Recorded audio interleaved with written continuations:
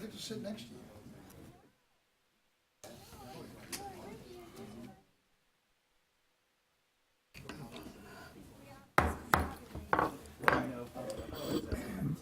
Good morning, ladies and gentlemen.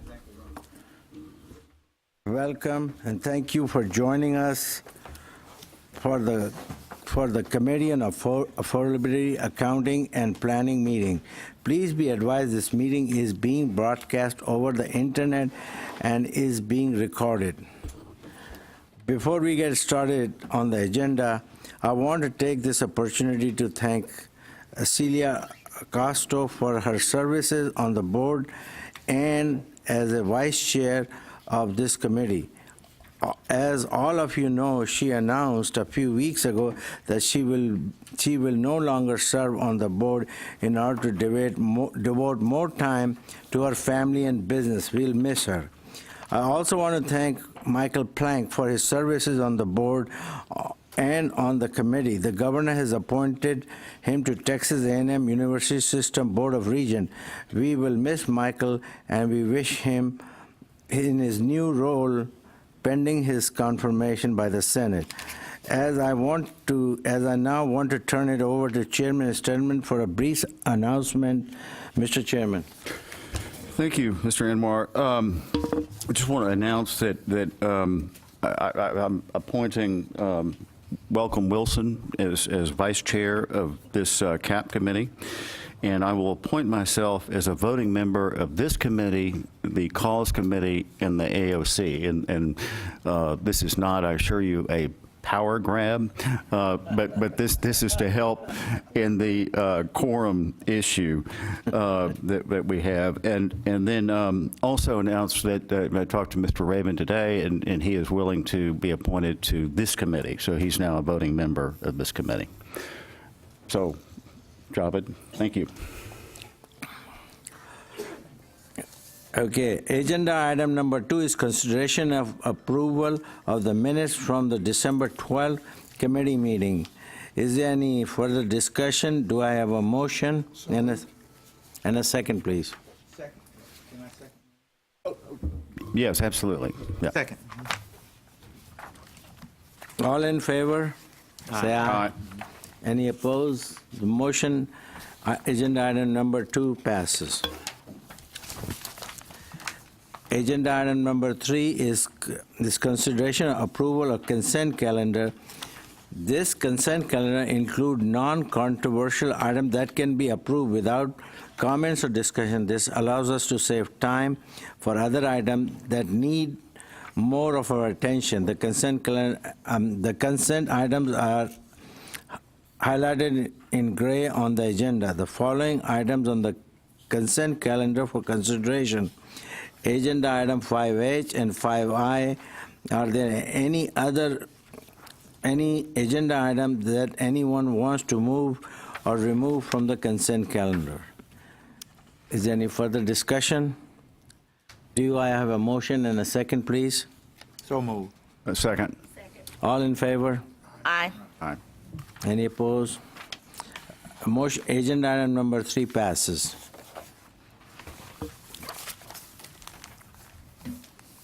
Agenda number 4 is a public testimony on the agenda items relating to the Committee on Affordability, Accounting and Planning. We do not have any registered to testify, so we'll go to the next item. Agenda item 5A is data highlight, efficiencies in student pathways to completion. Dr. David Gardner, Deputy Commissioner of Academic and Planning and Chief Academic Officer, will provide the presentation and will be available to answer any questions. This item is for information only. Yep. Mr. Gardner, Dr. Gardner. Thank you. Good morning. Good morning. As you know, we give a data highlight at each of your quarterly committee meetings. Normally, Julie Eklund would be doing this, but she's a resource witness at the Capitol, so I'm filling in, and I'm glad to be doing this because this is one of my favorite things, is talking about completions and the data associated with it. You know, this particular data highlight reflects directly on 2 of our goals in 60 by 30. One, completion. The other is debt, reducing debt. And so we're seeing some progress that we'd like to talk about and early in 60 by 30. And if we continue this trend, it's going to make a real difference for students. So I think many of you have seen this before. This is about lifetime earnings depending on your educational levels. And so I call your attention to the third bar from the left, which is some college, no degree. Number one, this shows that even if you attempt college and don't finish, you have increased lifetime earnings over just having a high school diploma. And it's important to note that this is federal data, and they don't have data on certificates. So embedded within this are students who may have completed a certificate as well. So I think it's important to note that even though it says some college, no degree, that some of these students will have a certificate. Now, if you look at the rest of the bars, it shows the importance of completion. If you're with each level of completion, whether associate degree, bachelor's degree, all the way up to a professional degree, there is significantly more lifetime income for you if you actually complete a degree. That's why it's important that we have increasing completions in Texas, aside from being critical to our economy. Now, as student success improves, so does efficiency. What this means is students are more likely to graduate sooner. They're more likely to have fewer excess semester credit hours, which we know is one of the main culprits for increased debt by students. And another is developmental education contact hours. The longer students spend in developmental education, the more it's going to cost them to finish. And frankly, frequently the less likely they are to finish college. So we have some data coming up which shows how we're improving in these three areas. So the first measure we look at, everyone's familiar with, is graduation rates. And on this we have both public university graduation rates and community college two-year graduation rates. Now, we only go back through 2000, but I can tell you, just to give a little more historical context, when we first started calculating these in 1987, statewide the six-year graduation rate was about 45%, and we only had 3 institutions who had a graduation rate higher than 45%. That was Texas A&M, UT Austin, you won't be surprised, but also Stephen F. Austin. So we've made great progress over this time, and I think it's important to note that we've done this as we've expanded access to higher education. We've expanded the number of poor students enrolled in higher education. So we're not where we want to be yet, but we are definitely improving. And one of the most important developments in the last few years is that we've increased our 4-year rate from about 20% in 2000 to 38.6% in 2018. And UT Austin has been the leader in that. They've made just remarkable improvements in the last 5 or 6 years in terms of the number of students who are graduating in 4 years. And that's very important to the students. Now, our 3-year rates at public community colleges, there's several things that factor in there. So we actually include not just completions, but transfer to universities and persistence outcomes. When you take all those into account, community colleges have increased from 44% to 52% in just 3 years. I think it's also important, I like to note that if you look at all our baccalaureate graduates statewide, 35% had at least 30 semester credit hours at a community college. Yes, sir. Can you share with us, please, internally, what did the University of Texas do in order to improve that? I mean, is there a lesson to be learned? I think we need to formally pull that out. We invited the UT Austin to our Regents meeting to talk about just that, but I know they've been much more intentional. I know just anecdotally from one of our staff members with a daughter there that she's always being contacted by the school in terms of you need to do this now, you need to do this at this point. They're not just letting students find things out on their own, they're reaching out in an aggressive way to their students, and even though most of the students are very well prepared, and probably are a little more aggressive to begin with, they know that the school has to be more intentional in letting them know what they need to do. And I think you can do that different ways, but I'm glad you asked that question because I think we need to we had that presentation at our Regents meeting, but I think it would be good to have them come to our board meeting and talk about just that. All right. Yeah, a couple of things I know that they've done. Often they try to rationalize the course sequencing. So in other words, these students would get in and they'd need a particular course, but it wasn't available in the spring. And so they'd go back through and figure out, okay, well, what courses do we need to offer all the time? I mean, that was just a little thing, but that adds to the graduation time. The other thing that they've done, which is just extraordinary, this thing called the University Leadership Network, taking first-time in college kids, putting them together in a group, giving them a support structure, and they've been incredibly successful, with the first time in college, sort of at-risk kind of kids. But I think that would be great to have, a deep dive into that, because it's a big success. It's been very impressive, and I'm glad you mentioned that one particular example, because for years, one of the problems that institutions across the state have been students not having available a class they absolutely had to have to graduate. And that's such a straightforward thing, and with the data analysis capabilities, it should be much easier now, especially when degree plans are typically electronic, to be able to go through and do an analysis and say who needs to teach what this semester. Yes, sir.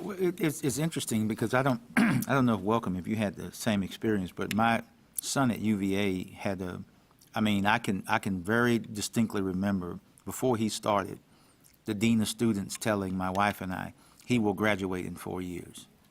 That was just a statement like we don't allow students to, everything there's a lot of sequencing, and of course they don't do the freshman, sophomore, it's first year, second year, third year, and they always say the fourth year you're graduating. And it's interesting to me that, that between the sixth and the fourth year, there's a significant number of people, and I'm just wondering, why is that? Is it something that the university is not communicating? Is it something the students are not doing? But it seems to me that that's something that we ought to be able to address. Yeah, I think so. And one thing that happened over the years, I was surprised when I first came here and we ran graduation rates for the first time, was how many students were only taking 12 hours. You can't graduate in 4 years if you take 12 hours. Right. Even at UT Austin, it was 13. And so probably about a dozen years ago, institutions began to be encouraging students to take more hours. In fact, a number of schools said if you take 15, we'll charge, it's going to cost you the same for 15 hours as for 12. And I think that is an important difference. My own anecdote was that when I was an undergraduate in Texas, whether you took 12 or 18, it cost the same hours. And even though many of my friends worked and they were commuters, they took as many hours as they could just because it was an economic consideration.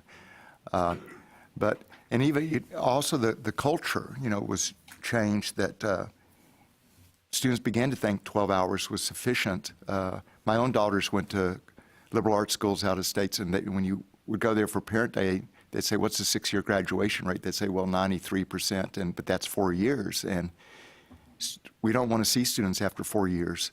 If they don't graduate, it's because they found out they didn't like us to begin with, or they were ill and we're going to take care of them that next year. So it's a difference. I think that attitude, that culture is changing at our Texas institutions, and we've got several institutions leading the way, but we have far more institutions, not just over 45% now, but in the 50s. So there is this slow, gradual change. Dr. Frias? Yeah, Dr. Gardner, in reviewing the proposals that we'll do in our next committee meeting, I was reviewing all the details and have noticed that each school, the enrollment, I was interested in the enrollment, but I was also interested that the majority are having an average, I was surprised, of 11 hours per semester.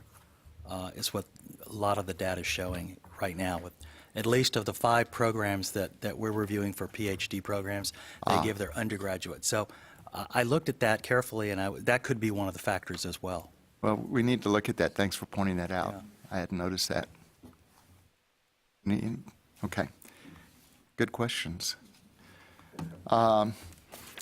This next slide, I just want to point out this is not graduation rates. The first inclination when I first looked at it, I'm so used to graduation rates. This is actually the number of semester credit hours in aggregate by people who complete their programs in 6 years versus those who didn't complete at all. And I think we can see that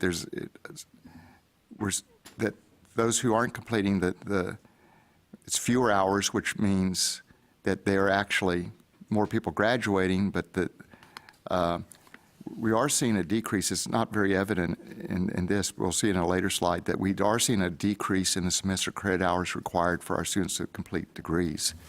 But the hours in blue are definitely, these are students who they may still be enrolled, but they're accumulating a lot of hours, they're paying for a lot of hours, the state's paying for a lot of hours, and they're not finishing. But on the right, you can see that we have a 6-year lag, but we're seeing these small incremental increases in graduation rates, which is important. You'll recall in an earlier meeting, a significant number of our graduates last year were economically disadvantaged, just under 50%. I think it was 45%. So we're doing much better with those students, and we need to do even better because so many more of our students are economically disadvantaged. So this is a look at community colleges, and the top line in orange is full-time student equivalents. So if you can see from that, what's really significant here is the full-time student equivalents is essentially flat, but we see a large increase in the blue line in terms of degrees or certificates awarded, which shows we're getting increased efficiency in terms of the production of students. So that's a positive thing, especially for a population where there are even more students who are economically disadvantaged. So we're seeing, again, an increase in efficiency, and from talking to institutions, we believe a significant part of that is the success points funding, which is calling into account, you get success points for key milestones in progress towards either completing or transferring. And so that, again, it takes a little while, but it's affecting a cultural change at the institutions. It's important, and both the state and the students benefit from that. Okay, we're talking about excess semester credit hours. You'll recall that one of our targets for our debt goal is that by 2030, students on average not take more than one course more than required for their degree. So we've already seen some progress in this. Since 2016, the average number of excess semester credit hours attempted beyond those required for an associate degree has decreased by 3 semester credit hours. The decrease is associated with, and you can see this in the right, $11 million for those graduates in general revenue, and as importantly, $26 million for students in tuition and fees. So that's just that small decrease on average has a huge aggregate difference. And part of the importance of that $11 million in general revenue is that's money that can be spent to help at-risk students on the campus. So it can be now used, rather than paying for another class, paid to help those students who need some help in math or their writing, something like that. We see a similar reduction at the baccalaureate level of 2 semester credit hours. And this results in those graduates costing $17 million less in general revenues and $66 million less in tuition and fees. Think of the impact that has on debt. Now, we need to decrease this quite a bit more, but we're moving in the right direction.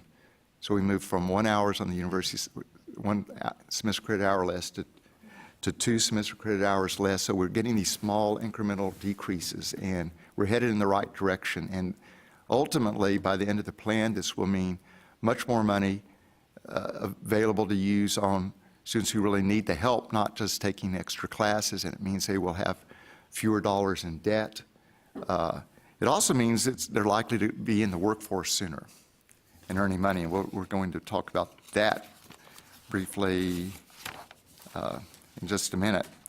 But I mentioned developmental education, and I think that one thing we've seen, and this is very promising, and it's a result of a number of things, but we're seeing a decrease in the contact hours in developmental education, despite enrollment increases in general. Of course, the FTSEs have been flat at community colleges, but we're seeing progress. People are going through remediation more quickly.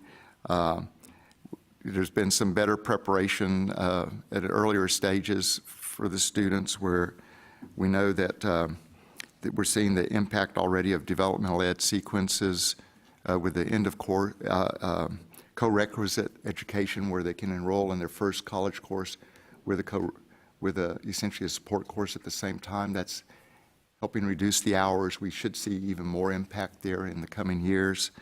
And also the ability to have non-course-based remediation, so you can go in and get help for, you may need 10 hours of help.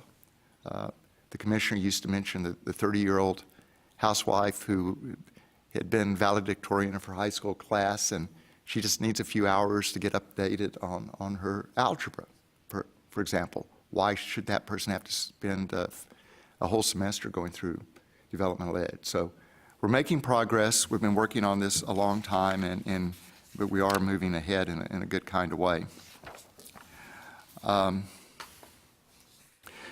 So all of these things really combine to really increase, as you see, degree and certificate attainment, faster access to the job market.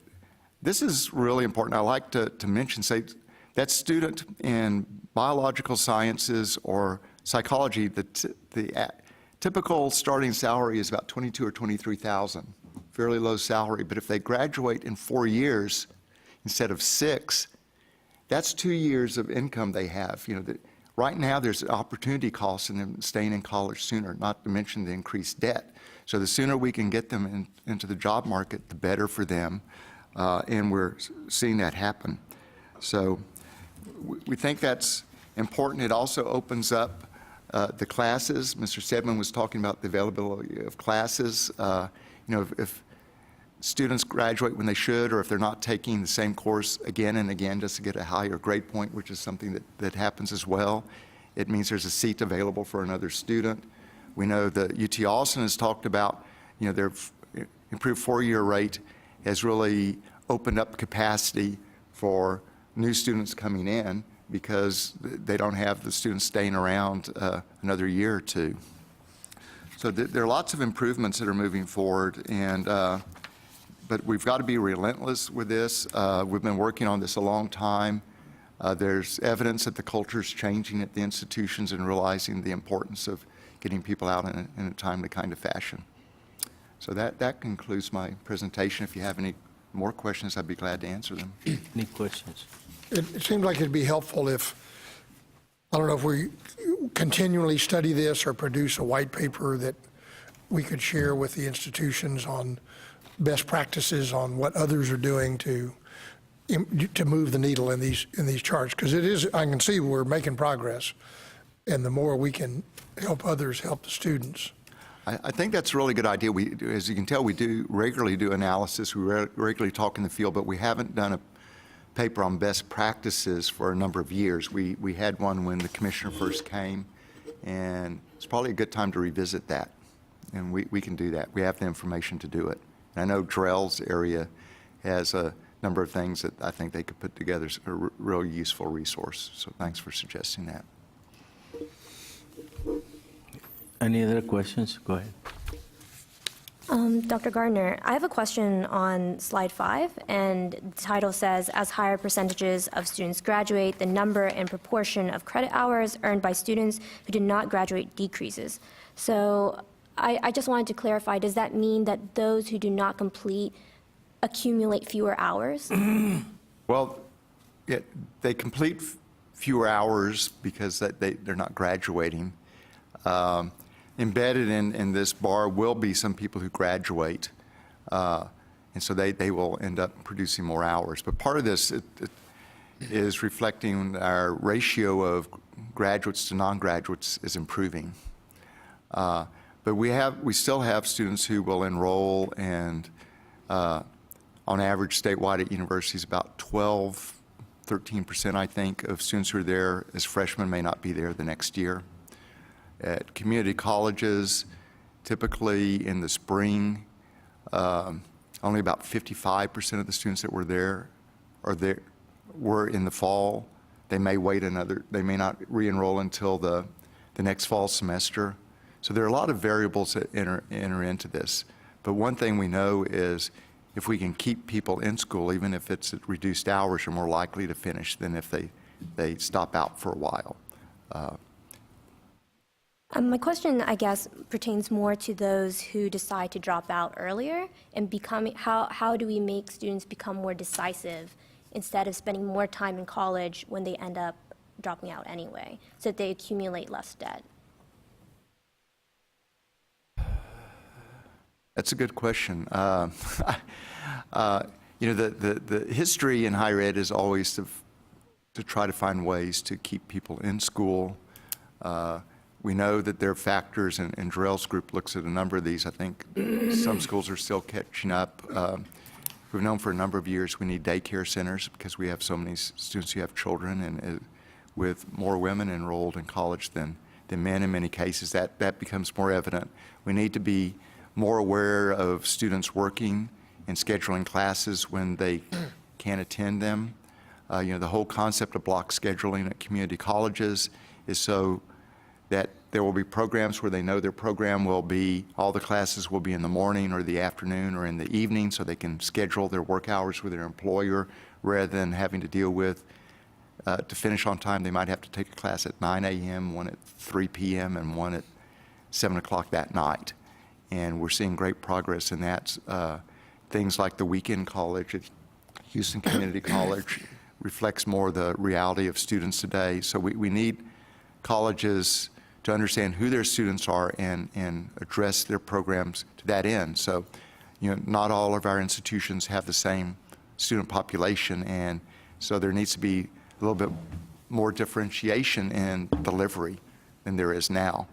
And then you've heard about from Georgia State, and we had a major policy issue on predictive analytics, is the ability to use that to identify students who may need some intervention now, to realize that David Gardner's missed 3 classes. Somebody needs to find out what's going on. Is he just derelict, or is something going on in his family that needs help? So the focus, I think, is trying to find how to keep people moving forward rather than to maybe get them to leave sooner. We also, you've heard about, grad techs, which we're developing a consortium, which is the idea of students who have there's a massive amount of state and personal in their educations, but they haven't finished, but to get them back in an efficient kind of way. And I think you'll hear later today that we're making some progress with the legislature, thanks to Linda and her staff. And hopefully we'll have some funding for that. I know I didn't directly answer your question.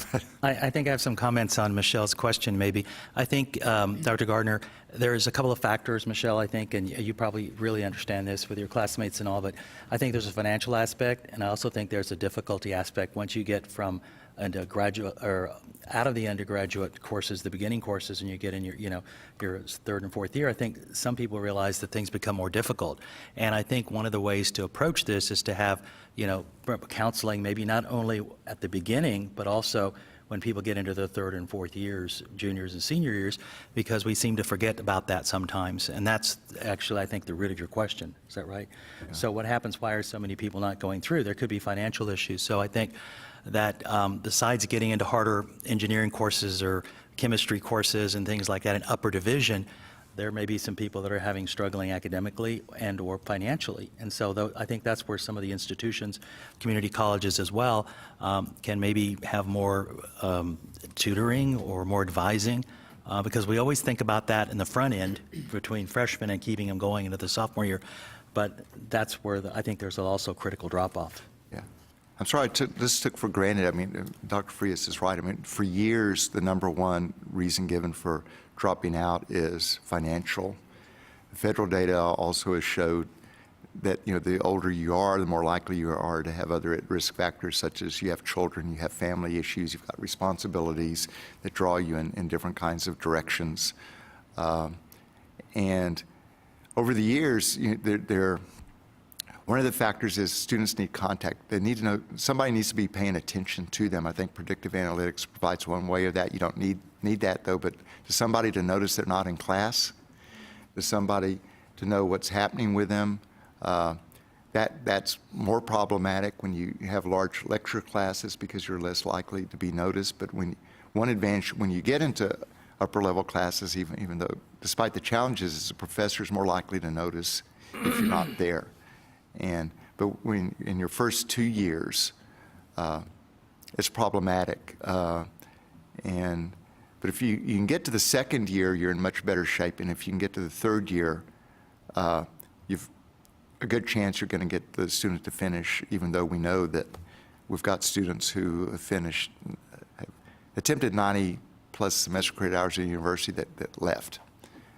In Georgia State, one thing they noticed is that some of those students there need a small grant of $500, $600, and that helps them finish just by being able to, I think the amount's a little different than that, but they've been able to have a big increase in completions. People, it's just like running a marathon and stopping 100 meters short just because you just don't have it in you, and maybe nobody's encouraging you. And so really every point of the way, but I think we need to keep at it. So sorry I didn't understand your question as well as Dr. Frias did. Any other questions? But this is a core to what we're doing. I mean, what we're talking about here is we can't succeed with 60 by 30 text unless we get better and better at helping students finish and helping them do it with less debt and providing the means, the financial means to do it. You know, Texas Grant, TEOG are critical. The Texas Works will be helpful to get us through this and give students both some finances and also some good work experience to help them get a job later. Yeah, I know at Virginia, they put them into study groups, and so you pretty much are coagulated in a study group, and that study group stays together all 4 years. So they kind of help support, shame each other into showing up or continuing, and so that's kind of their method. University of Houston did something. I think they quit doing it because of the cost, but at one time they had groups like that, but they were organized more or less around where you lived in the city. This is a long time ago. And they found a huge increase in the graduation rates for those students, because part of it was, we talk about emergency aid, batteries dying. If I was in one of those groups with another student and I had something was wrong with my car, I could call somebody and they could give me a ride to school. And sometimes it's as simple as that. And so I think every school, the students are a little different, but the groups you're talking about can take different forms. It can be people in the same major. It can be people in the same dorm. It can be people who, the main thing is, if you think they're connected and there's somebody from the institution who's working for them. Years ago, a friend of mine graduated from Harvard, went to teach at Dartmouth, and she was given a list of 20 students, and she was told she had to meet with them every month. She said, why? They're not even in my department. And they said, they need to know somebody knows they exist, and everybody has problems, and somebody needs to be paying attention to them. So even at a school with everybody's going to be at least prepared academically, there's so many areas in which they may not be prepared, and somebody needs to pay attention to them. And it's sort of the same concept you're talking about, Mr. Wilson. Thank you very much. We are running way behind time, so we need to move on to agenda item 5B. Is a report on new data submission practices and outcomes. Dr. David Garner, Deputy Commissioner of Academic Planning and Policy and Chief Academic Officer, will provide a presentation and will be available to answer any question. This item is for information only. Okay. I can make this one very fast. Okay, good. ultimately, Because we have to make more receive than data half on an about hour. 1.6 million students a semester. This data is critical to us for developing formula funding, the almanac, the accountability system, and data analyses such as what you just heard about. The typical process is that they report to us, they're given a number of weeks where there's an edit process, and schools need to respond to, we have automatic edits in terms of, for data accuracy. And historically, we've had problems getting people through to the completion of this process. So our staff has been working on this. We're emphasizing the reporting dates more with institutions. We're updating the process for institutional notifications. In other words, we're being more aggressive and saying, where's your data? Or you haven't dealt with your edits. We're working with not just the reporting officials, but we have, as you know, liaisons from each institution to the board and the president. And we're planning on having more regular updates on reporting to you in terms of letting you know if we have institutions that aren't reporting in a timely fashion. We think that will help. And we're simplifying the instructions for the institutions. As you can imagine, with all the data we collect, there are so many definitions that it's mind-boggling. So if a reporting official changes as an institution, if they don't have experience in Texas, that can be difficult for them initially. We also know that occasionally a school will change their student information system, and that can affect their timeliness in reporting. But it's hard to do a graduation rate for the state if you're missing 5 institutions. It's essentially where that falls.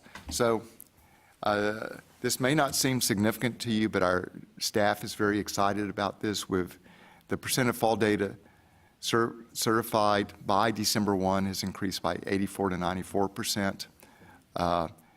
So this meant that we were actually able to get our accountability system updated a month earlier, which is important. But this is a massive process. It's a massive data system. No state has more data than we do. So that's really the gist of the report. We wanted to thank the institutions because they've put efforts into not just reporting data to us, but responding to our edit checks and explaining. I mean, it could be as simple. The most simple thing would be a few years ago, one community college reported about a 5,000 student increase in enrollments. Well, without even the edit checks, that raises the eyebrows, and so staff followed up immediately. Turned out it was accurate. But there are things where we have essentially boundaries. If data fall outside certain boundaries, it sends a notification to the school that you need to check that data. So it's important. The accuracy is important, and the institutions are doing a much better job in recent years, and we really appreciate that. That's my report. Other than the praise that you can heap on these institutions, do you have any like penalties if they don't do this? I mean, what if they just say, we're not going to mess with it? Well, number one, a president once said to me, we don't. When I mentioned they really need to pay attention to the accuracy of the data, and the president said, well, we don't really care about the data unless there's money attached. He didn't understand that most of the data they report to us, there's money attached because it flows through the formula. So sometimes we have to remind people of that. But I think on the community college side, the success points has really been extraordinarily helpful. We're hopeful that we'll have that same type of encouragement on the university side soon. But a lot of, not everybody really understands the data. And so we do have some good reporting officials, but we needed to be more aggressive on our own. There have been a couple times in the past where we didn't have the data updated on time, and I got permission from a previous commissioner to share our data with excluding those institutions and just point out here to the legislature here the 5 institutions haven't reported in a timely fashion, and we alerted them beforehand, but we went ahead and that legislator became a good advocate going forward. We don't want to do that. We don't plan on doing that, but we think we're going to get to the point where, aside from a data system shutting down or a new data system holding people back, we're going to make a lot more progress than we did in the past. So the data systems are more efficient than they used to be. Okay. We move on to agenda item 5C is consideration of adopting the Commissioner's recommendation to the committee relating to the annual reports about the financial condition of the state's community college districts, SB 185th Texas Legislature Regular Session, Rider 12, number 3217. Mr. Tom Keaton, Director of Funding and Resources Planning, will provide a brief presentation and will be available for any questions. Thank you, Mr. Chairman, committee members. Good morning. This is a report on the 2018 fiscal year data, of course, presented in 2019 on the community college financial condition. We'll talk about the background of the report, where it came from, the process we use to go through validation. What are the key questions we look to answer? Some high-level analysis. We'll summarize it up, and of course, take any questions that you may have. As was pointed out previously, it is directed by the General Appropriations Act, Rider 12. This system of ratios was developed collaboratively with the institutions and full institutional input. The key thing about this, and I think going along with what Dr. Garner just talked about, is it takes a lot of financial information, a lot of data, and distills it down to a couple metrics that are easily understood. You don't have to be an accountant to understand them, and again, it informs things going forward. Further, it is used in the community college baccalaureate approval process, so that's definitely heightened some visibility to the report itself. One of the things that has an external influence is the Government Accounting and Standards Board. And when they change the accounting practices. Of course, anytime you change the accounting practices, you don't really necessarily shift the money per se, but it does affect the ratios. So in consultation with KPMG, who's really the proponent for these kinds of ratios, we have, to the greatest extent possible, mitigated the impacts on statements 68 and 75. In a nutshell, 68 took the unfunded pension liability from the state and put it on the institutions. Didn't have a real impact, but in the ledger sheet, it had a huge impact. 75 did the same thing, but with the pension liabilities. And again, in this report and per the recommendation of KPMG, we mitigate those impacts to the greatest extent possible, although to the greatest extent possible, although it is impossible to mitigate all of them. The process we use is detailed, and it includes institutional input. Of course, we collect the data by January 1st, sometimes a little bit later than that. We reconcile the data to their annual financial reports.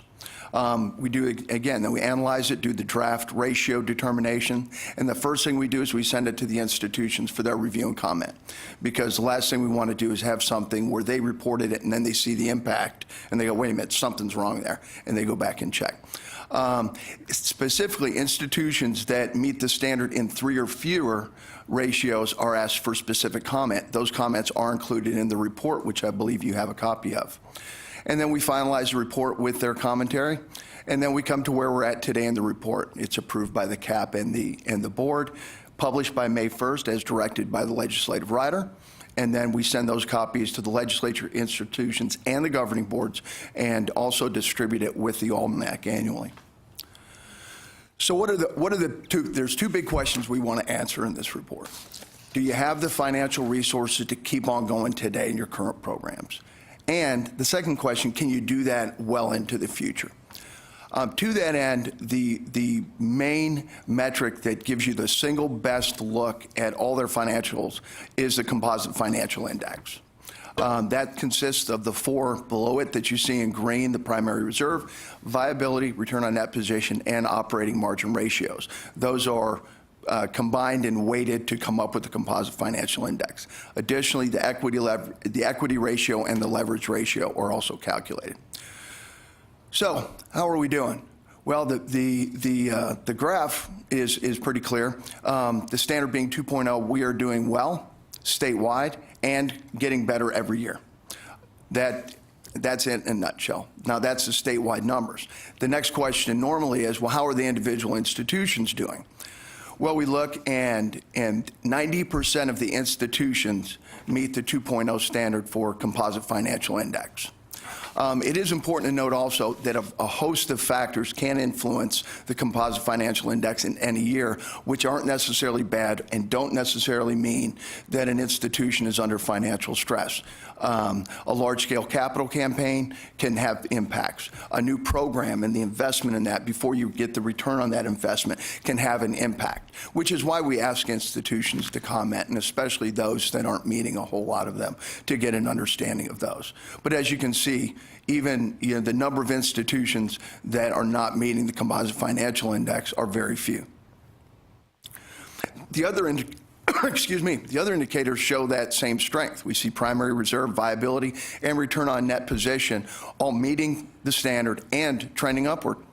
Operating margin is trending slightly downward, but it is important to note that the standard is greater than 0, and it's currently at 4.6 statewide. So we've got a long ways to go on a very slowly descending trend before that becomes even a minor problem. Equity and leverage ratios are showing as stable over the last 5 years.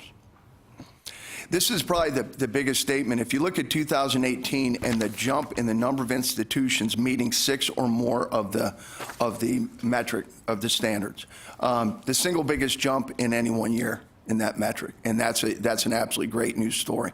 As well as the number meeting only 4 to 5 went down, the number meeting 3 went down the greatest. So we see a large shift in the financial position in a positive direction. So to summarize, community colleges statewide are in good health. We can say that the data definitely show that. We do know that strategic initiatives, as I described earlier, can show a turbulence in the metrics. Now, why was some of this happening? We kind of suspect that more widespread use of the report increased visibility. We present it to the Leadership Council and get some very thoughtful questions on that. We started sending it out to college trustees and presidents when the accountability report, and the use of these measures for the baccalaureate approval process definitely raises the attention to it, because they have to look at it on the front end and they have to ask the questions internally before they send that forward. But again, in the end, this report, its main purpose is to design to give focus and stimulate inquiry. There may be a reason why a metric is a certain way. Maybe a very good reason that's a certain way, and KPMG agrees with that. However, this would serve to focus any inquiry and inform any processes going forward. And with that, I'll answer any questions you may have to the best of my ability. Anybody with questions? If not, I need a motion and a second, please. Second. All in favor, say aye. Aye. Any opposed? Motion passes.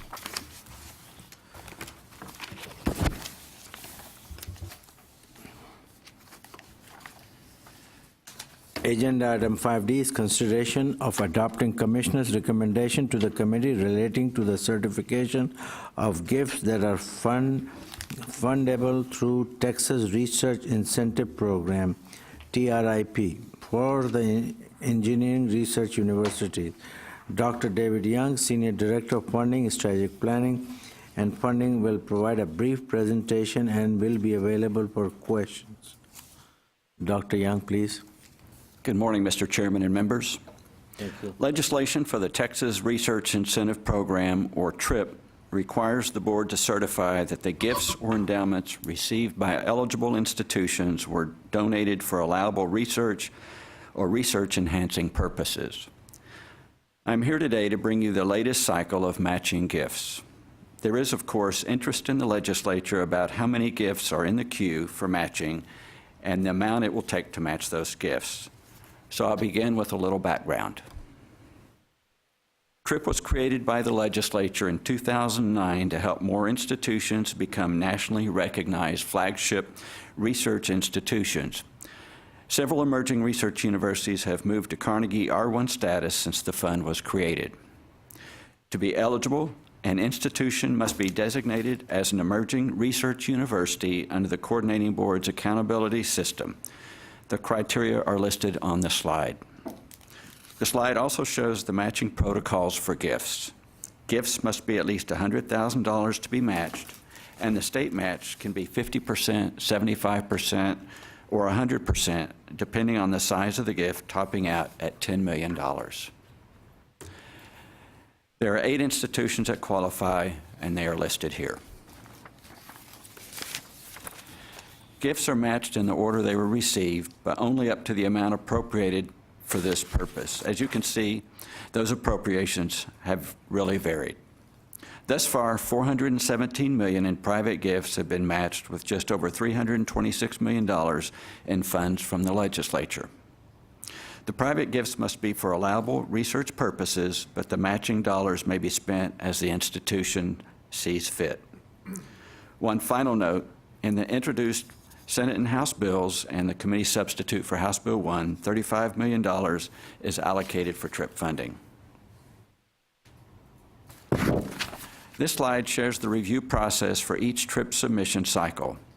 Institutions submit required paperwork for review. Peer institutions are allowed a period of time to submit challenges, and a coordinating board review committee reviews the submissions and notifies the schools of their decisions.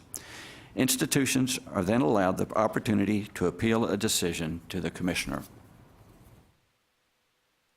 The review cycle concludes with certification of matches by the board, which is what we are here for today. For this round, we reviewed 37 requests, and peers challenged 21 of those. Of the 37, staff recommended approval of 31. There were 3 appeals to the commissioner, who determined that one of those should be funded. So overall, we are requesting certification of 32 grants for matching. Finally, here are the amounts in the queue, and the board white page in your book has this information plus a little more detail. For this cycle, we are bringing about $20.5 million to you for certification. Added to the approximately $158 million in unmatched gifts, we will be at $178.8 million waiting for funding. The total of the private gifts that have not yet been matched is now over $246 million. And if you add that to the $417 million in gifts that were already matched by the legislature, that is about $663 million in qualifying private gifts that have been given to our emerging research institutions since the program's inception. Finally, the gifts keep rolling in for matching, so these amounts will continue to increase. I should also mention that the supplemental appropriations bill, which hasn't been adopted yet, includes $182.5 million to help catch up on TRIP funds that would be appropriated for fiscal year 2019.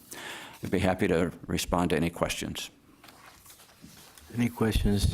Yeah, what's the rationale behind the legislature reducing the amount of match in this session to $35 million? I think it was purely a budgetary issue. Last session, we had a tight budget, and so the legislature felt that there were other priorities that they needed to address. And in the last slide, the column, total matches waiting for state funding, those are requests that are in that we're just waiting for the legislature to appropriate money for us to vote to match, or? Correct. And if the supplemental bill passes and is signed by the governor, then that will cover and catch us up, plus some. Go ahead. Thank you, Mr. Chairman. Second slide where it says, generate at least 20% research universities. What is that? So to be an emerging research university, well, let me back up and say, to be a research university, the criteria is that you have to have $170 million in research funds. To be an emerging research university, you have to have 20% of that amount, of the $170 million. Go ahead, Chairman. So give me an example or kind of describe what does not qualify. So when you look at, research, why do you reject certain gifts? So they have to be for research enhancing purposes. So if it's doesn't enhance research, or if it's sometimes there might be a gift that's for multiple purposes. It might be partially for research, but it might be for something else. That's allowable as long as the institution indicates the proration, how much is for research, but sometimes institutions fail to do that, so that would disqualify.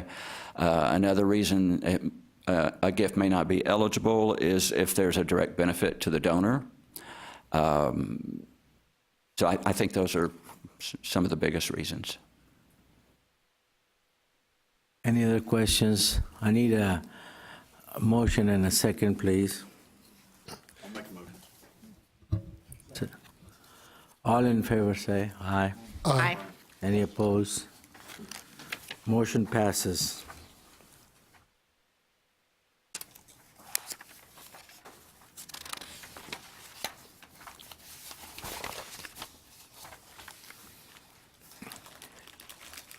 Agenda item 5E is an update of Texas Regional Alignment Network TXRN activities. Dr. Melissa Humphreys, Senior Research Specialist, Strategic Planning and Funding, will provide a brief representation and will be available to answer any question.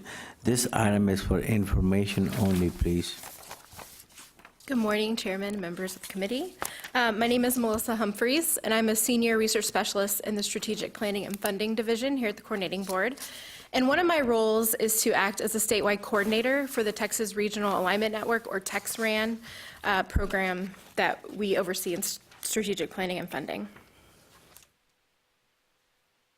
So TexRAN is made up of 10 local networks of higher education and K-12, each led by a local public institution of higher education. Each regional network includes the lead institution, other institutions of higher ed in the area, and K-12 partners. And the K-12 partners can include feeder high schools, feeder school districts, or even whole education service centers. The lead institution is really given the leeway to develop these partnerships, however, they need to meet the needs of their local area. The partnerships developed by these TexRAN institutions ultimately aid students in making easier transitions from K-12 to college and through to the completion of a degree or certificate. As a little history, TexRAN began in 2009, and by 2010 included 5 institutions. However, in 2015, the 84th legislature provided funds to the coordinating board that allowed us to expand TexRAN to 5 more institutions. The map here shows the 10 lead institutions that are currently part of TexRAN and what year they were established as a partner. In order to be part of TexRAN, senior leadership at these 10 institutions had to commit to providing sustaining funds to support continued efforts that facilitate K-12 and higher ed alignment in their area. TexRAN initiatives at each institution represent many important ways to boost student success through collaboration with local education partners. This slide lists some examples of these initiatives. TexRAN work started with a focus on vertical curriculum alignment, but has evolved and expanded to other initiatives. For example, many TexRAN institutions have created degree maps or degree pathways that clearly define the exact courses required to complete a certificate or degree. However, an important piece of this that our institutions have done really well is to develop these guides for dual credit students. These guides give dual credit students the specific courses they're offered that will apply to a specific post-secondary program that they're attempting to complete. TexRAN schools have also focused on professional development for instruction and advising, particularly for high school staff and those affiliated with dual credit and early college high schools. The TexRAN institutions have worked hard to develop effective strategies to improve student success, and the coordinating board plays an important part in supporting these initiatives. One role we play is to facilitate discussion and resource sharing among TexRAN institutions. We connect monthly with all the institutions to hear program updates and also to give them space to share advice and resources with each other. We also, when possible, provide small grants that help with administrative support and also help to encourage sustaining support from their own institutions. However, what makes TexRAN unique is that the coordinating board provides data and research support to help these institutions make data-driven decisions. We are able to use data that look at many aspects of student progression that some of these institutions may not have access to themselves. For example, the coordinating board can track high school graduates from feeder high schools or feeder school districts into higher education and even into the workforce that give these institutions a better sense of how they are serving recent grads in their area. Over the past 10 years, the feedback from our TexRAN community has enabled our agency to identify how our data and research priorities can be most useful for our institutions. For example, listed here are some of the specific programs and initiatives for which TexRAN institutions have expressed the need for data analysis or research support. In the coming year, we'll focus on providing outcome data for some of the most popular initiatives that the TexRAN institutions are involved in. These include tracking education and workforce outcomes for dual credit students in their career and technical education programs, and also evaluating the effectiveness of college preparatory courses that were developed in a partnership between higher ed institutions and school districts in a local area. Being part of TexRAN has been a vital source of information for the agency in keeping up with quickly changing complexities of implementing new policies. We look forward to offering our continued support to these standout institutions, and I'm happy to answer any questions. Any questions? So are you tracking improvement in all of these areas over time, or how does that? It depends on what the needs of the institution are, but what we can do is track outcomes, from when these students leave the programs that the institution has developed, where they go after, how well they do, either in the workforce or in higher So ed. in what period of time do you think you might have enough empirical data to kind of formulate? Well, many of these institutions have been implementing these initiatives for a long time. So we will have, we'll probably try to go back a few years so we can look at a few years after these students graduate or leave these. For example, with the CTE programs and dual credit, we would like to have a couple of years to see if they ultimately enroll in another higher ed institution or if we find them employed in the workforce. Yeah, it seems like that's important because the dual credit, there's questions about its effectiveness and how to best apply it. So these kind of outcome tracking, I think, would be helpful. Yeah, and it's really helpful to be part of a partnership where you're in constant contact with an institution because you know exactly what their initiatives look like on the ground, so you can better design a data analysis that can look for outcomes that they were expecting to have. Any other I questions? have a question. How does the district get involved if they want to get involved in this?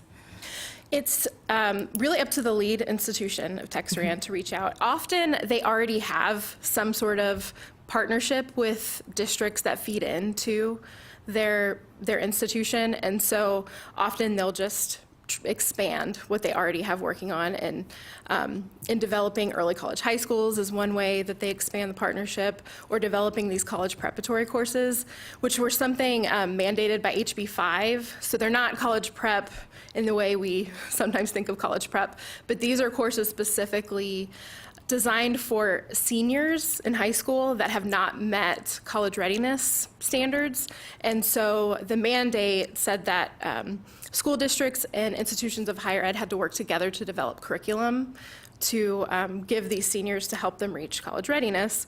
And so this has been a major way that many of our institutions have reached out to the school districts around them, but they're usually centered around some initiative. So what are the needs of the school districts around us? How do we reach out to them in a way that will make them connect with us in a real way?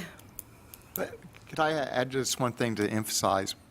Part of what's being said is these are really local initiatives for which we provide technical support. So if you recall one of the PowerPoints Melissa shared, there are a wide range of questions they were asking. These vary from one TexRAN to Absolutely. another. So what they do is they help identify problems that they think they need to particularly address. We work with them because we have the statewide data. Sometimes they add local data. Right. So to some extent, if you look at every one, the basic structure is the same, but what they may be working on is different. And, Yep. and then we have perspective, and they can work on some things that only they can work on because it's local, and it may even, in some cases, they may end up addressing some personnel issues that they see, which we should Absolutely. not be involved in, but we're helping them through the process. So, but as Yeah. was said, it gives insight into what's going on locally, but it's, Yes, they're really driving what they're telling us they need, and these priorities that we've identified are, not every institution has these initiatives, but, you know, they overlap at many of them, and these are really the initiatives that many of them are focusing on right now. Any other questions? So if not, we move on to agenda item 5E, 5F, sorry, is a report on facility projects that were submitted to the coordinating board. Mr. Tom Keaton, Director of Funding, Research Planning, will provide a presentation and will be available to any question. This item is for information only. Mr. Keaton. Yes, and good morning again. You have the sheets before you. I'm prepared to answer any questions that you may have. All the projects both met all of our standards.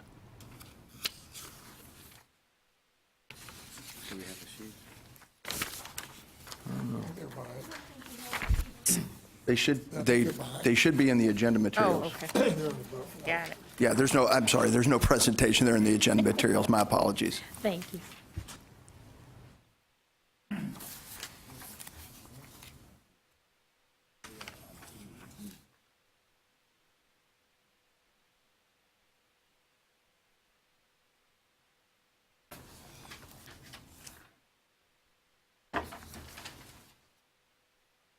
So why don't they care about space in medical schools? Could you repeat that, please? Why do they not care about space in medical schools? I would have to defer to the medical school, sir. Okay. I think if you're in reference to the space usage efficiency, Yeah. that's been medical schools historically. When we have looked at it, they're jammed full. That's not such because it's such a focused program, and the enrollment is, I mean, it's full. So it's not as much a metric. We're in a higher education institution where you have many, especially university, where you have many colleges. There are many factors that are involved. So, and we've traditionally not done the space usage efficiency on medical schools. Any other question? If not, we move to agenda item 5G. Is an update on the board's legislative and budget recommendation to the 86th legislature. Ms. Linda Battle, Deputy Commissioner for Agency Operation and Communication, COO, will provide an update on the board's budget priorities. Mr. John White, Director of External Affairs, will provide an update on the board's legislative recommendation and other pertinent legislation. This item is for information only, please. Thank you, Chairman Anwar, and good morning, members. As you know, I usually provide an update on our legislative appropriations request before the Agency Operations Committee, but I wanted to take advantage of today's meeting to give you the latest information. You have a couple of handouts at your places that I'll be going through very quickly. I'm going to start with this first one that is the highlights of the Coordinating Board's appropriations and committee substitute for House Bill 1. On Monday of this week, the House Appropriations Committee adopted the committee substitute for House Bill 1, and the new funding items for the Coordinating Board are summarized here. So the good news is we received partial funding for our exceptional item request for Texas grants at an increase of $80 million, and that's going to be a total of $866.4 million for the biennium. This will serve approximately 70% of new eligible students coming from the three different pathways of eligibility, and it will also continue with the $5,000 target award amount. Our request, as you'll recall, was $112.6 million, And this would also serve the 70% of new eligible students, but it would also allow us to increase that target award amount by 2.5% for each year of the biennium. So obviously, we'd like to see that funding go up. So we're trying to work with the Senate to see if we can get that up closer to our request. Second funding in our budget is the adoption of our exceptional item request for IT application portfolio modernization. This is a one-time appropriation of $1 million to address our cybersecurity and legacy risks associated with our approximately 150 IT applications. So this is going to be very, very helpful to us if it does pass in both chambers. Finally, we have increases in the CAAP for the commissioner's annual salary from $212,000 to $242,000, which is equal to the state auditor's office market average salary. And hopefully, as you begin your search for the new commissioner, this will be helpful in terms of attracting a more, expand the pool of qualified applicants. And I do want to thank Chairman Stedman for his efforts and all of your efforts in trying to get this in both bills. And so I'll report in a little bit about Senate Bill 1 and where we're at there, but I just also wanted to tip my hat to you all for getting that done. And then finally, just to mention real quickly, the House Bill, Committee Substitute for House Bill 1 adopts our rider revision to reduce the transfer amount of developmental ed funds that we transfer every year to UT Austin for new Mathways projects. So this is going to give us $200,000 more in our budget for developmental ed, and this is going to be on top of the $2.25 million that we have in our base bill. All of our other remaining exceptional item requests were adopted in Article 11, known as the wish list, and this is essentially the place where legislators put items that they'd like to fund if there's any kind of money left over in the state budget once they've made all their other decisions. So we hope to keep some of those requests alive throughout the process and bring them back into the bill.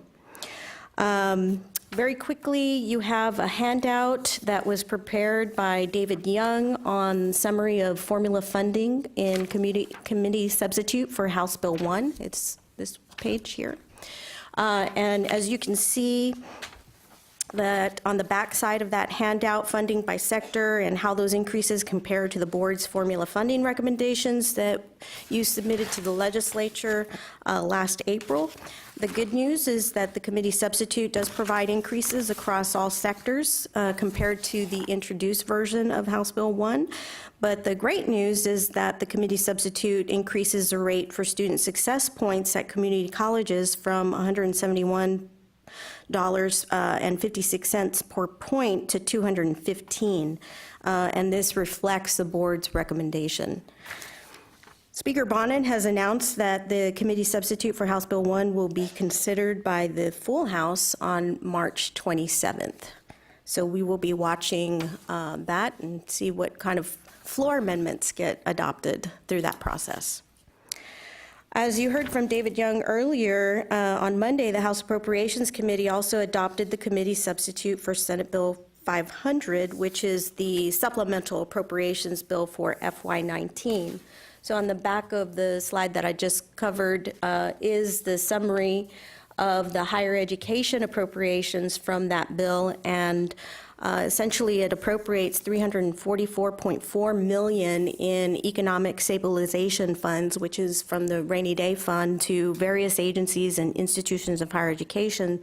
So on this slide, you just see the higher ed funding appropriations, and as David said, TRIP received $182.5 million, and again, we're hoping that this will pass so that we can meet that unmet match through the TRIP program that David talked about earlier. In the Senate, budget decisions are moving at a much slower pace. The Higher Education Work Group, composed of Senator Betancourt, who chairs the work group, and Senators Campbell, Hancock, and Watson, has been meeting to discuss recommendations for the committee substitute for Senate Bill 1.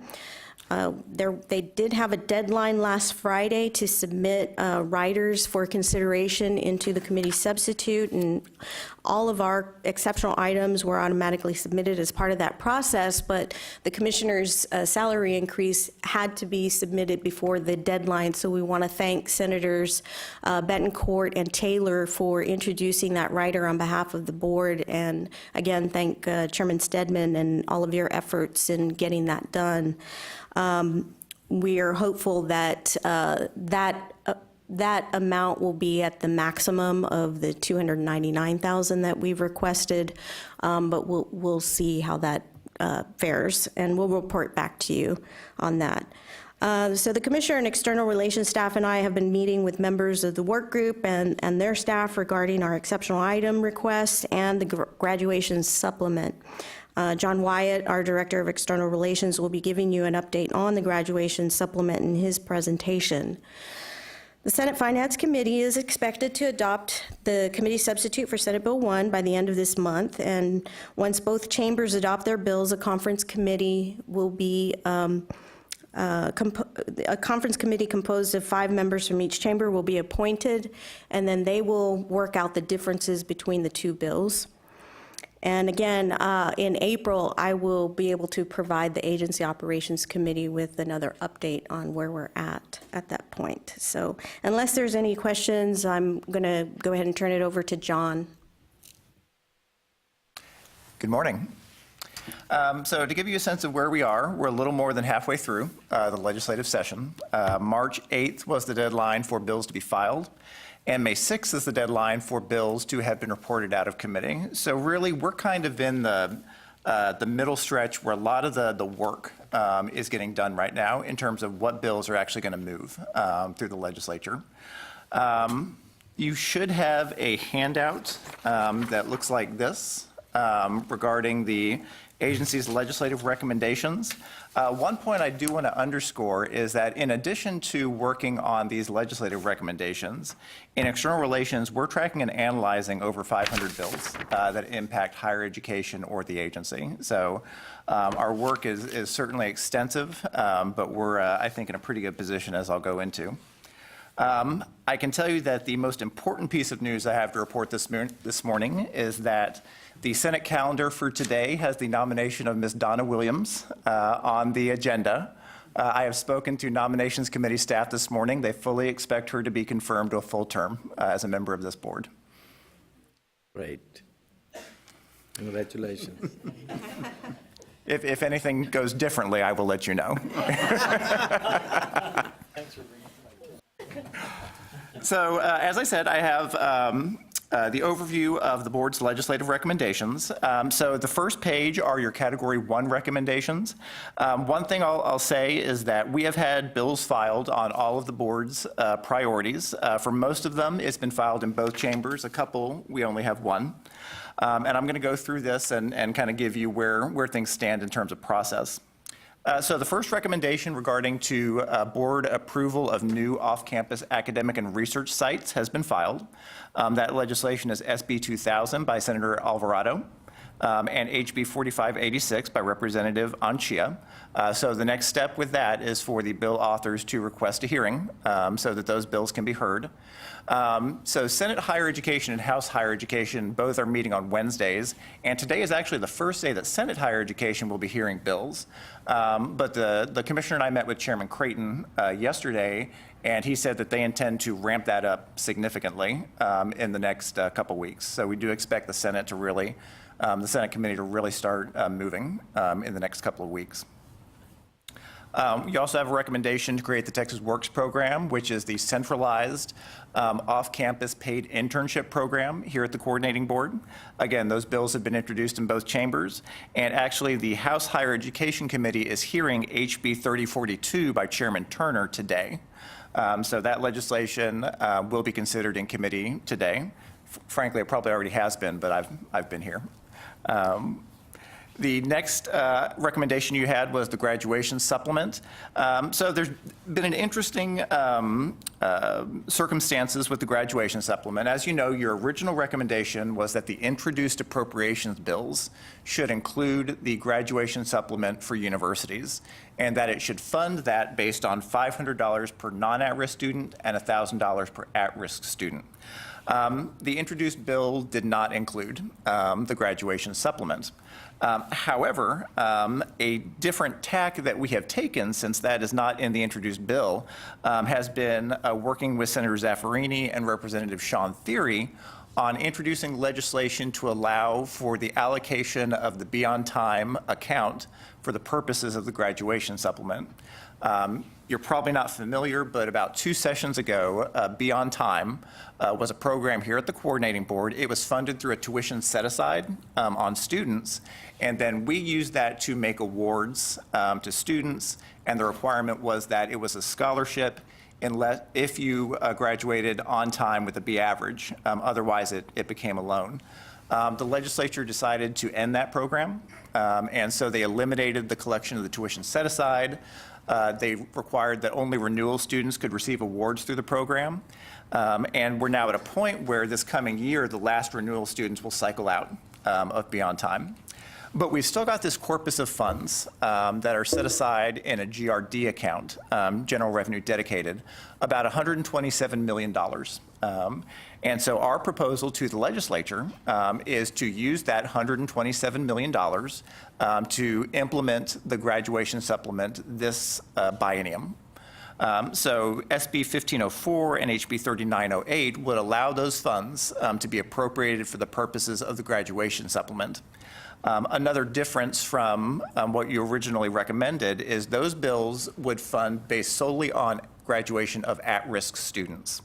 Some of the feedback we got from legislators, from the governor's office, was that the focus should be on those at-risk students, that essentially the argument was, well, universities, they should be graduating non-at-risk students. They should be doing that anyway, but the at-risk student requires some more academic counseling, some more support services, and it represents the bulk of students who are coming through the K-12 pipeline. Commissioner agreed with that, and so the introduced bills will allocate the Beyond Time account based on graduation of at-risk students by universities. So those bills have been introduced. We will also need what's called a contingency rider should those bills pass. The contingency rider would actually appropriate the funds from the Beyond Time account. And would actually, our recommendation is that those funds be allocated in the second year of the biennium so that it would be more impactful to have that amount of funding allocated. There's also been bills introduced by Senator Betancourt and Representative Schaefer that would require the coordinating board during this coming interim to once again look at the issue of performance-based funding and come back with a recommendation for university outcomes funding. The feedback that the commissioner had to those bill sponsors was, we've looked at this for several interims now, and what we have proposed is the considered recommendation based on the research that we've looked at, based on working with the institutions to come up with a model for how to do this. So his input has been, let's not wait another session to do this. Let's go ahead and use those Beyond Time funds so that we can go ahead and get that done this session. And then your fourth category one recommendation was on transfer. Specifically, the recommendation was to take several steps that would make the fields of study more effective, requiring community colleges to offer field of study courses, allowing dual credit fields of study courses to be funded, as well as moving toward a meta-major approach to the core curriculum. So those bills have been filed in both chambers. Senator West and Representative Turner have filed those bills.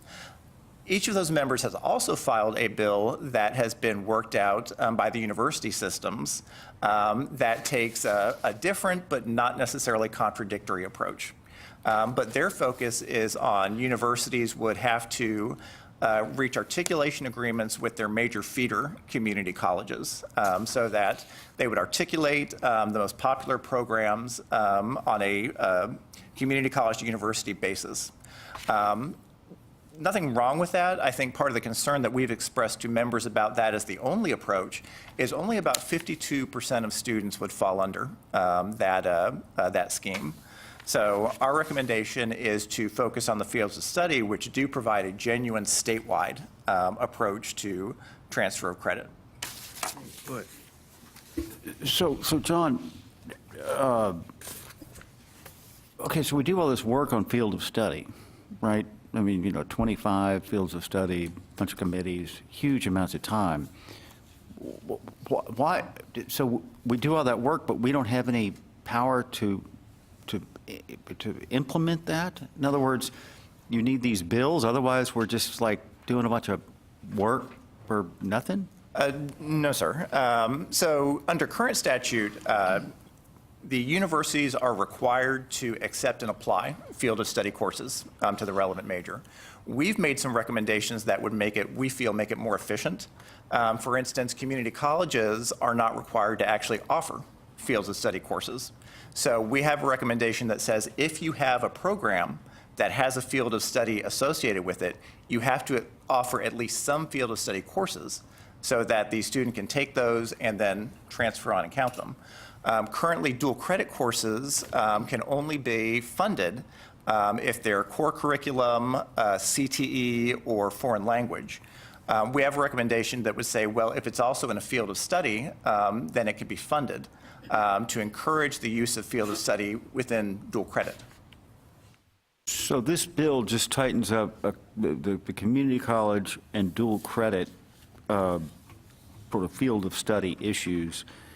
But all of this committee work that we're doing, all these field of study, courses, I mean, that's something that the universities have to comply with. They are required under statute to comply with.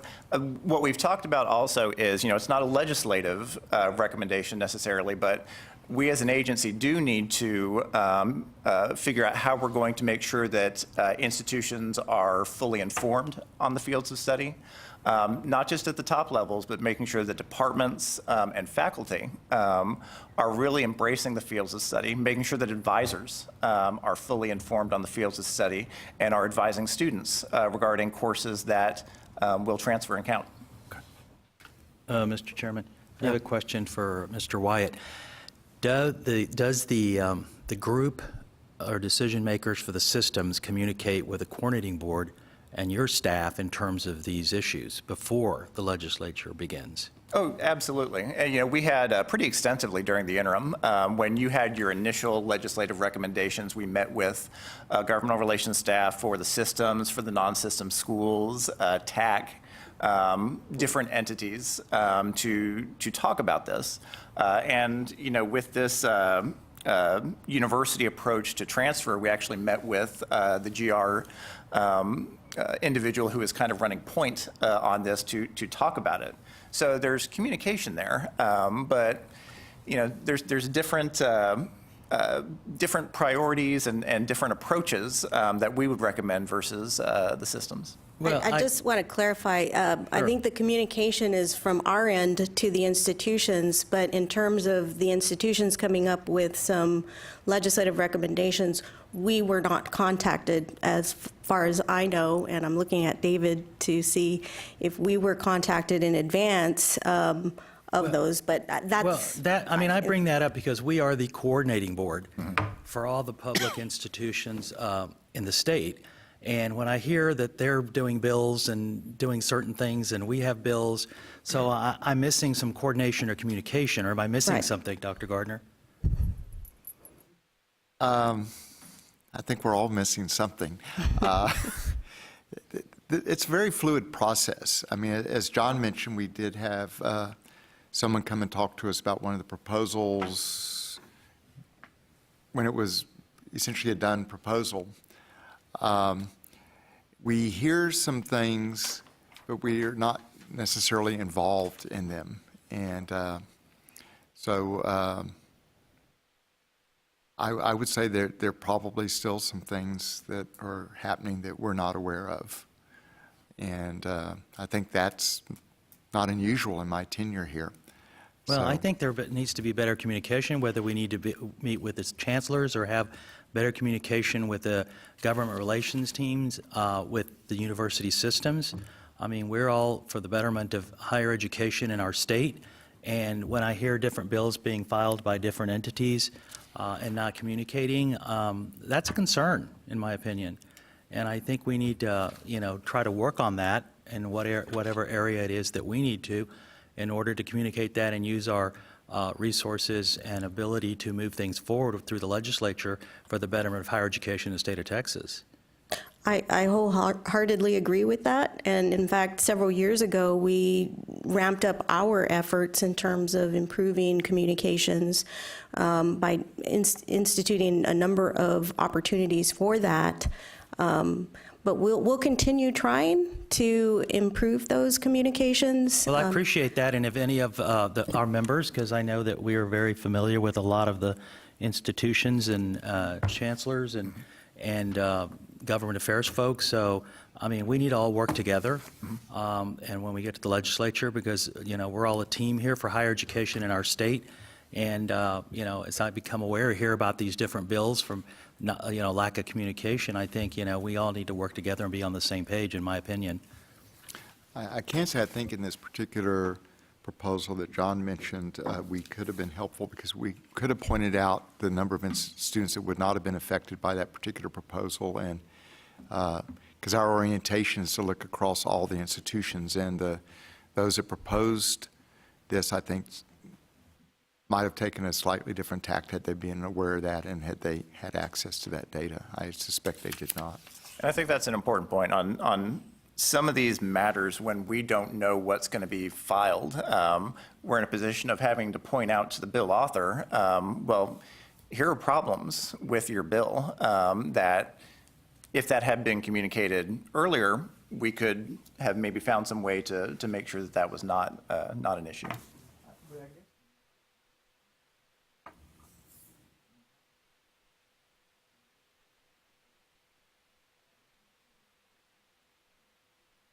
How is it in what the left hand is doing?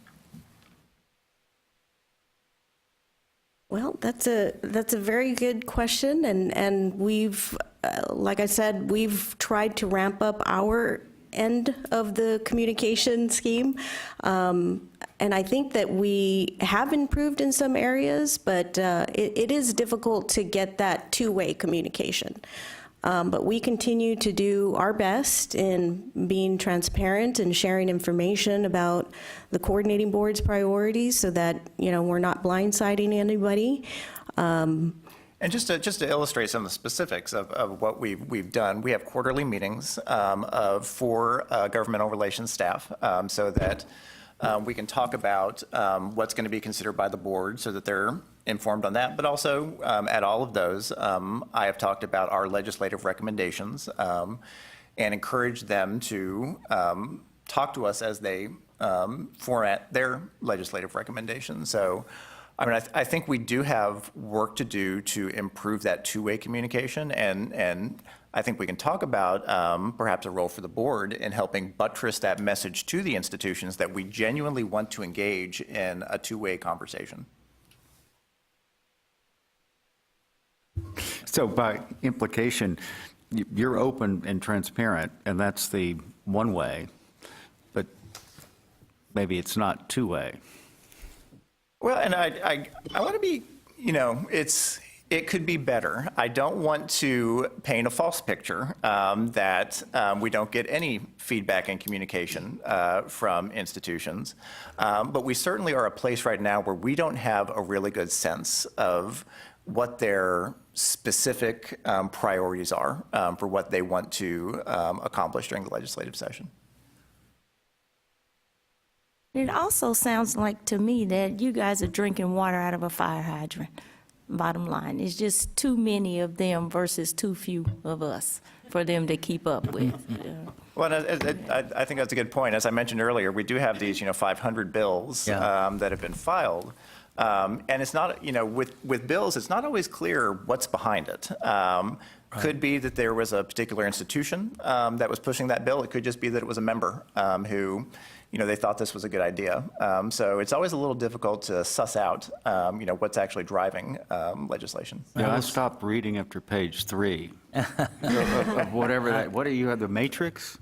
Yes, sir. Yeah. Have you seen it's that, the Matrix? Yes, it's very, your work, Mr. Wyatt, and your staff and Commissioner Battles, the work that you do, and I know because I'm on the phone with y'all quite a bit, especially during the session several times a week, if not a daily lately, but there is just so much work and things can turn on a dime. This morning's meeting, we're here, they're there now, and there's probably things going on that this afternoon we'll have to discuss. But I just want to give you guys a good compliment about keeping up with the work that you and your staff do here.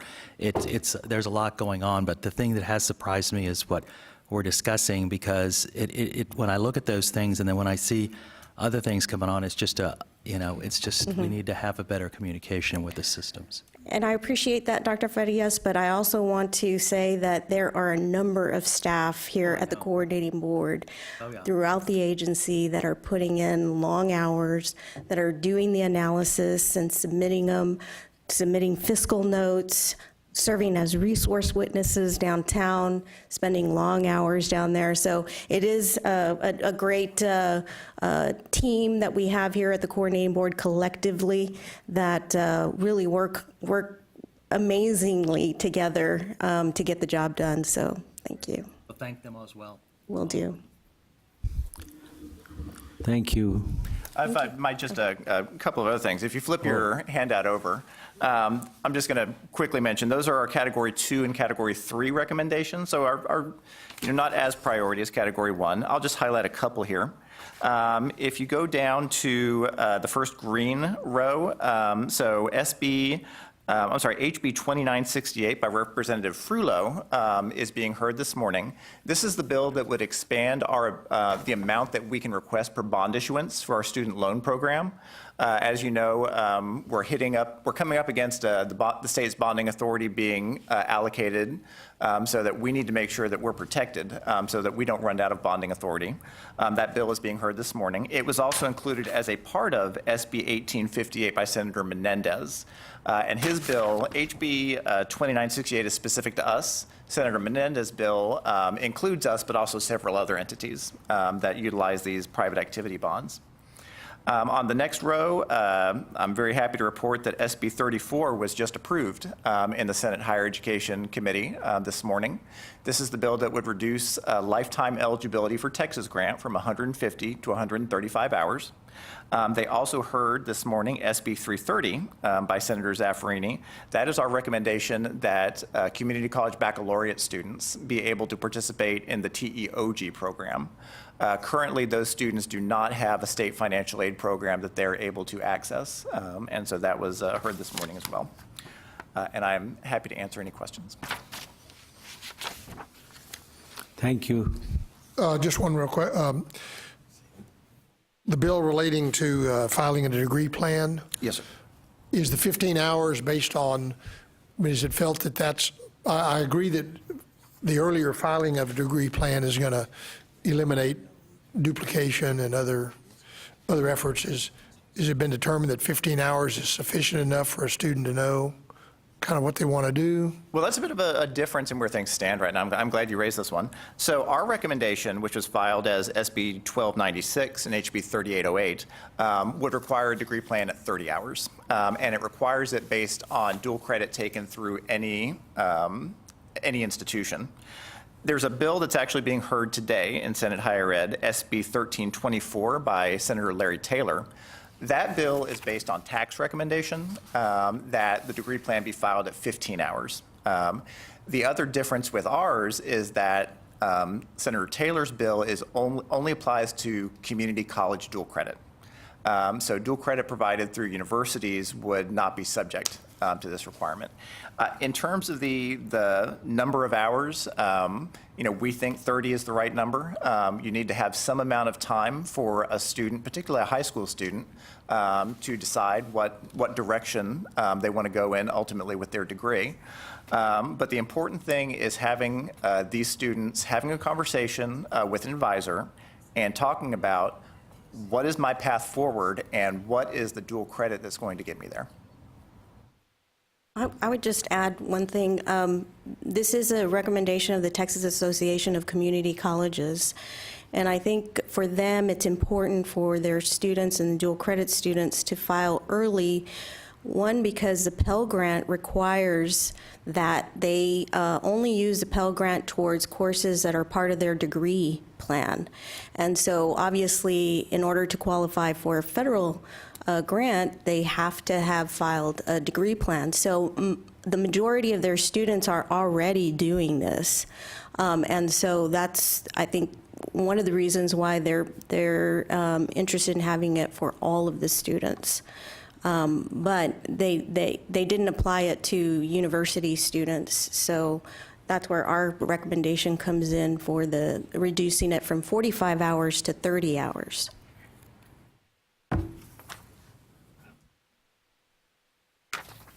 I guess no further question. We move to agenda item 5H through I are on the consent calendar.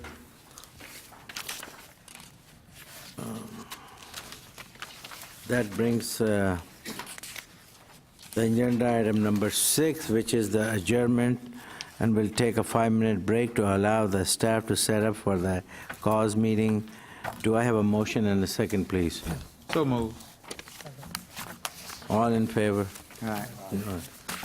Motion passes. Thank you, ladies and gentlemen.